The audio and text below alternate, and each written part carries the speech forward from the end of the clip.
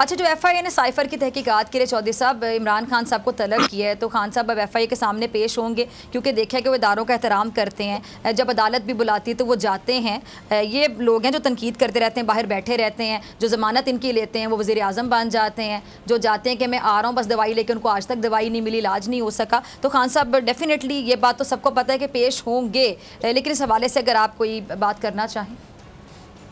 नहीं, वैसे तो एफआईए का जो नोटिस है वो इलीगल है।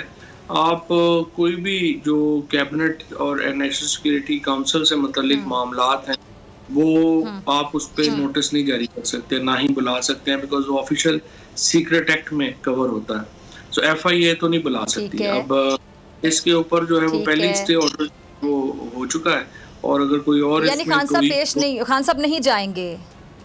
नहीं, खान साहब तो नहीं जा रहे, खान साहब तो भी जा भी नहीं सकते। अच्छा, खान साहब ठीक है, आप कह रहे हैं तो वो नोटिस इलीगल है एफआईए का, दूसरा खान साहब नहीं जाएंगे। ठीक है, ठीक है। अच्छा, अब ये 2 से 3 मिनट है, तो मैं आपकी मौजूदगी का फ़ायदा उठाते हुए, जो आलमी मंडी में पेट्रोल सस्ता हुआ है चौधरी साहब, कुछ चैनल्स, मैं नाम नहीं लूँगी, कुछ चैनल्स हेडलाइन इस तरह चला रहे थे, क्योंकि आपको पता है हेडलाइन से भी या न्यूज़ से भी लोगों की नफ्सियात का बड़ा ताल्लुक होता है कि जी पेट्रोल महंगा नहीं हुआ, रेट बरकरार।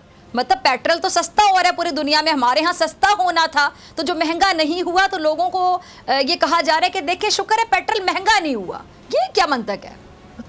देखिए, इस वक्त जो है वो जो हमारा दुनिया में तेल की कीमतें 30 साल की सबसे कम इस वक्त कीमत के ऊपर है, और 72-73 डॉलर के ऊपर जो है वो जो इस वक्त कीमत आई है, ये 30 साल की सबसे कम कीमत है। और अनफॉर्चुनेटली पाकिस्तान में ये जो फ़ायदा है ये ट्रांसफ़र नहीं किया जा रहा। और असल प्रॉब्लम ये है कि पाकिस्तान में जो हमारी जो फैक्ट्रीज बंद हो रही हैं या चीज़ें नहीं चल रही, वो उसका सबसे बड़ा बुरान एनर्जी का है। और अनफॉर्चुनेटली अब इन्होंने रशिया इतना पहले तो 6 महीने ज़ाया कर दिए, अब डॉक्टर मुसद्दिक मलिक जो हैं वो गए हैं रूस, तो रूस ने इनकार कर दिया है, क्योंकि वहाँ पे हालात जो हैं वो ऐसे हैं कि वो पाकिस्तान को अब वो नहीं फेवर कर रहे।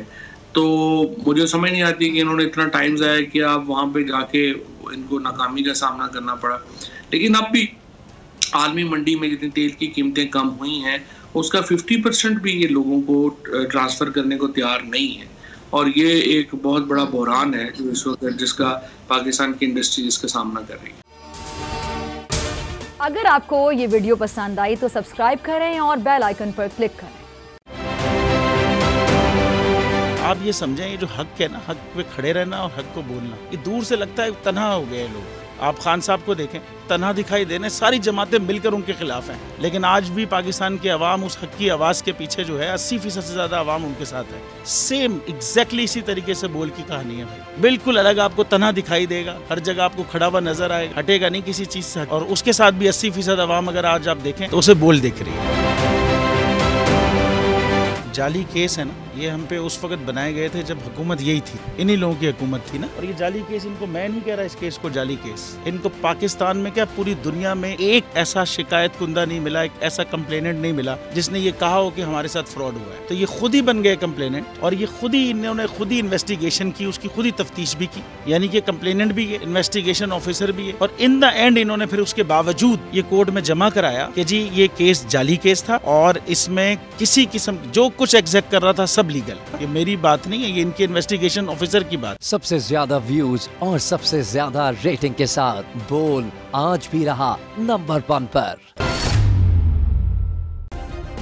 सब्सक्राइब करें और बेल दबाएं ताकि कोई खबर रह न जाए।